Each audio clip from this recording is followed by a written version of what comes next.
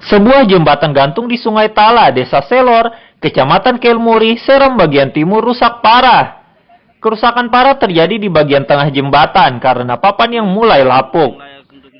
Akibatnya aktivitas warga serta pelajar dari dan ke Kecamatan Kelmuri, Seram bagian timur lumpuh.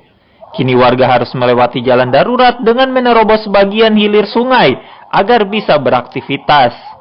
Satunya jembatan yang kami masyarakat ini lalu melakukan aktivitas di kecamatan. Memang anak-anak sekolah lewatnya di mana ya Bapak? Ya kalau ketika jembatan ini rusak ya, terpaksa harus mereka berenang. Mereka berenang untuk pergi ke sekolah. Oh, mereka harapannya terkait dengan kerusakan jembatan ini? Harapan kami masyarakat dan khususnya anak sekolah di sini adalah Bupati Kabupaten Seram bagian timur tolong memperhatikan ini. Gubernur Maluku, bahkan Presiden Republik Indonesia Bapak Joko Widodo juga harus perhatikan kami punya jembatan di sini. Tahun 2021 lalu, jembatan ini dibangun oleh personel TNI. Warga mendesak pemerintah segera memperbaiki jembatan ini agar aktivitas ekonomi dan pendidikan warga kembali normal. Babang Sohilo melaporkan dari Seram bagian timur.